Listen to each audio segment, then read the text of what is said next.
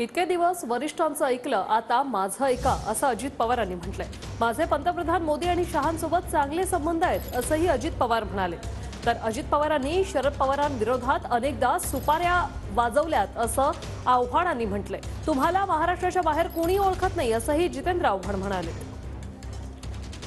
उद्याच्या काळामध्ये तुम्हाला सगळ्यांना एका तुम्ही फार गंभीर समस्येतनं जाणार आहे की बाबा एकीकडं अजित सांगतोय असं करा आणि एकीकडे वरिष्ठ सांगतायत असं करा, कोणाचं ऐकायचं। माझी एवढीच विनंती आहे की इतके दिवस तुम्ही वरिष्ठांचं ऐकलं, आता माझं ऐका।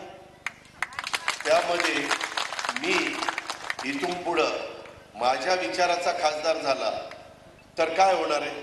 आज माझे खोटं नाही सांगत, माझे नरेंद्र मोदी साहेबांचे आणि अमित शहांशी चांगले संबंध।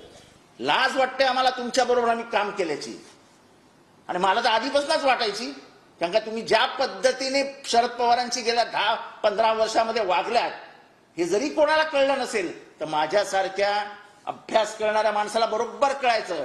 जेव्हा शरद पवारांची एखादी गोष्ट टॉपला जायची, संध्याकाळी तुम्ही त्याच्यातनी हवा काढून द्यायची, कधी राजीनामा द्यायचे, कधी काहीतरी खोटं बोलून टाकायचे, आणि तोपर्यंत न्यूजमध्ये चाललेले शरद पवार बाजूला व्हायचे। या सुपाऱ्या अजित पवार तुम्ही खूप वेळा वाजवल्या, आणि शरद पवार हे काय बारामती पुरते मर्यादित नाही आहेत ना,